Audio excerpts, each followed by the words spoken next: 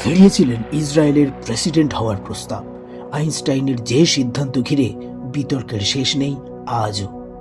কার্যত ইসরায়েলের ইতিহাসের এক আশ্চর্য সন্ধিক্ষণে এই প্রস্তাব এসে পৌঁছেছিল আইনস্টাইনের কাছে।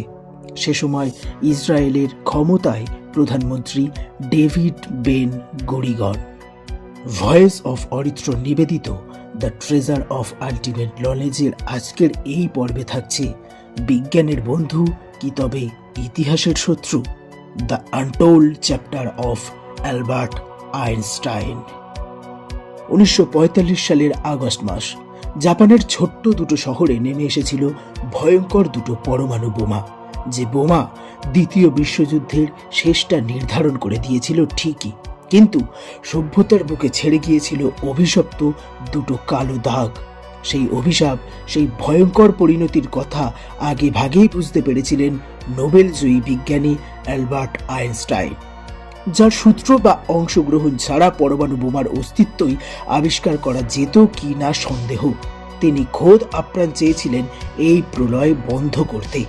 নতুনকে খোঁজার নেশায় তিনি যে সূত্র আবিষ্কার করে ফেলেছিলেন তার মধ্যে ধ্বংসের ভয়াবহ সম্ভাবনা লুকিয়ে রয়েছে তা বিলক্ষণ তিনি জানতেন। তবে সেই শক্তি যুদ্ধক্ষেত্রে ব্যবহার করা হোক এমনটা চাননি আইনস্টাইন। তবে শেষ পর্যন্ত তেমনটাই হলো।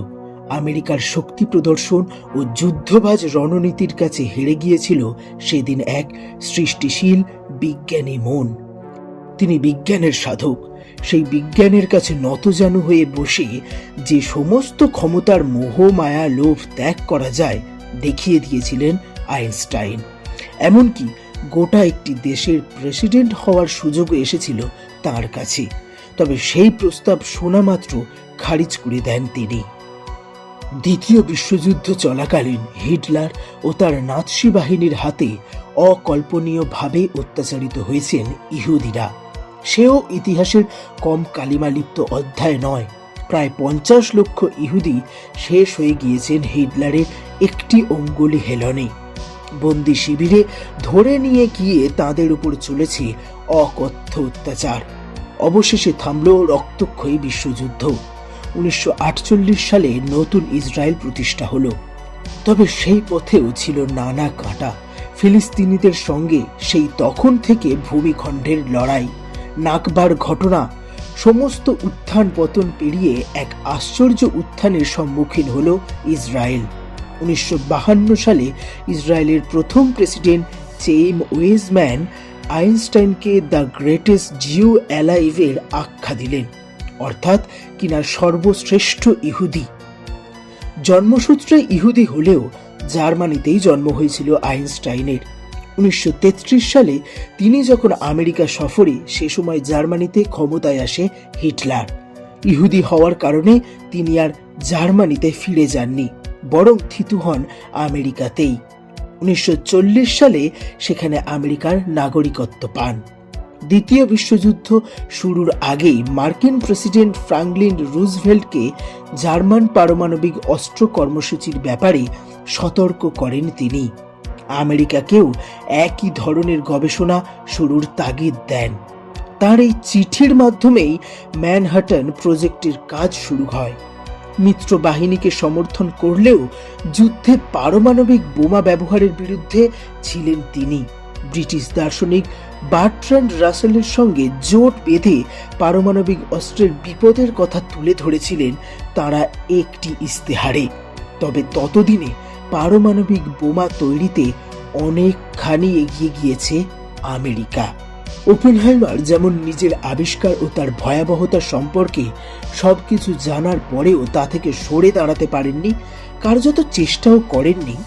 নিজের আবিষ্কারের আকাঙ্ক্ষিত ফলাফল দেখার মোহ তাকে ইতিহাসের বুকে কার্যত যেন শত্রু হিসাবে দেগে দিল। কিন্তু সেই সংযম দেখাতে পেরেছিলেন আইনস্টাইন। শুধু পরমাণু বোমাই নয়, হেলায় তিনি ফিরিয়েছিলেন ইসরায়েলের প্রেসিডেন্ট হওয়ার সুযোগটুকুও। ইসরায়েলের প্রথম প্রেসিডেন্ট চেইম ওয়েজম্যানের মৃত্যুর পর ইসরায়েলের দূতাবাস থেকে তার কাছে প্রস্তাব এসেছিল ইসরায়েলের প্রেসিডেন্ট হওয়ার। হবেন নাই বা কেন, তিনি যে সর্বকালের সেরা ইহুদি। সে এক আশ্চর্য সময়। গোটা বিশ্ব তখন আইনস্টাইনের প্রজ্ঞায় মুগ্ধ। জার্মান বাহিনীর হাতে দলিত, নিপীড়িত একটি জাতি নতুন করে দেশ খুঁজে পেয়েছে। যে ম্যানহাটন প্রজেক্ট আসলে দাঁড়িয়েই রয়েছে আইনস্টাইন প্রবর্তিত সূত্রের ওপর, যা না ঘটলে হয়তো দ্বিতীয় বিশ্বযুদ্ধের আয়ু আরো দীর্ঘতর হতো। সেই বিজ্ঞানীর কাছে যে ইসরায়েল নতজানু হবেই, তাতে আর নতুন কি? কার্যত ইসরায়েলের ইতিহাসের এক আশ্চর্য সন্ধিক্ষণে এই প্রস্তাব এসে পৌঁছেছিল আইনস্টাইনের কাছে। সে সময় ইসরায়েল ক্ষমতায় প্রধানমন্ত্রী ডেভিড বেন গরিগন। তিনি আইনস্টাইনের বুদ্ধি ও নৈতিক উচ্চতা দেখে মুগ্ধ। এমন মানুষের হাতেই তো থাকতে পারে নয়া দেশের রাশ। কিন্তু আইনস্টাইন সেই ক্ষমতার কাছে মাথা নোয়ানোর মানুষ ছিলেন না কোনো দিনও। ইসরায়েলের পক্ষ থেকে আইনস্টাইনকে দেওয়া সম্মান ফিরিয়ে দিলেন তিনি, প্রত্যাখ্যান করলেন প্রেসিডেন্ট হওয়ার ডাকও। বেন গুরিয়নকে লেখা একটি চিঠিতে আইনস্টাইন জানিয়ে দিলেন এই সম্মানের জন্য তাকে ভাবার জন্য তিনি আন্তরিকভাবে কৃতজ্ঞ। একই সঙ্গে তিনি জানালেন আদপে তিনি রাজনৈতিকভাবে অনভিজ্ঞ এবং এ ব্যাপারে অযোগ্যও বটে। ফলে বাকি জীবনটা দেশ শাসন নয়, বরং সজ্ঞানে বিজ্ঞানের পথে থাকার ব্রতই তিনি আজীবন পালন করতে চান। এনসাইক্লোপিডিয়া ব্রিটানিকা অনুসারে তিনি নাকি ওই চিঠিতে লিখেছিলেন, মানুষের সঙ্গে সঠিকভাবে আচরণ করার জন্য আমার স্বাভাবিক যোগ্যতা এবং অভিজ্ঞতা উভয়েরই অভাব রয়েছে। অথচ বিশ্বের রাজনীতির ইতিহাসে এমন অসংখ্য নাম রয়েছে যারা ক্ষমতার সেই ডাক এড়াতে পারেননি। আমেরিকার 31তম প্রেসিডেন্ট হয়েছিলেন বিখ্যাত ভূবিজ্ঞানী হার্বার্ট হুভার। 1923 থেকে 1933 পর্যন্ত ক্ষমতায় ছিলেন তিনি। পরে তাকে সরিয়ে ক্ষমতায় আসেন ফ্রাঙ্কলিন রুজভেল্ট। 1979 সালে ব্রিটেনের প্রধানমন্ত্রী হয়েছিলেন রসায়নবিদ মার্গারেট থ্যাচার। ভারতীয় বিজ্ঞানী এপিজে আব্দুল কালাম 2002 সালে ভারতের রাষ্ট্রপতি হন। জার্মানির প্রাক্তন চ্যান্সেলর অ্যাঞ্জেলা মেরকেলও কিন্তু ছিলেন একজন কোয়ান্টাম রসায়ন বিজ্ঞানী। সম্প্রতি মেক্সিকোর প্রথম মহিলা প্রেসিডেন্ট হিসেবে শপথ নিয়েছেন ক্লডিয়া সিনবাউম পার্ডো। তিনিও কিন্তু একজন বিখ্যাত পদার্থবিদ। তাঁরা যা পারেননি তা অত বছর আগে হাসতে হাসতে করে ফেলেছেন বিজ্ঞান পাগল সেই মানুষটি। আইনস্টাইনের এই সিদ্ধান্ত ঐতিহাসিক রাজনৈতিকদের মধ্যে সর্বদাই দ্বিধার জন্ম দিয়েছে। বিজ্ঞান সাধনার এই দীর্ঘপথে প্রেসিডেন্ট হওয়ার এই এক টুকরো সুযোগ হয়তো তার ব্যক্তিগত সাফল্যের খাতায় আরও একটু সফলতা ঢেলে দিতে পারত, কিন্তু না, তিনি চাইলেন না। আত্মসচেতনতার মোড়কে তিনি সেদিন আসলে চিনিয়ে দিয়ে গেলেন এক আদর্শ বিজ্ঞানেরই এক আদর্শ স্বরূপ।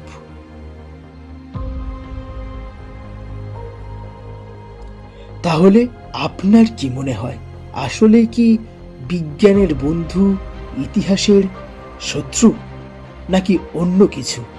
কমেন্ট করে জানাতে ভুলবেন না। ভিডিওটা ভালো লাগলে লাইক করুন, কমেন্ট করুন, শেয়ার করুন, আর চ্যানেলে নতুন হয়ে থাকলে সাবস্ক্রাইব করুন ভয়েস অফ অরিত্রকে।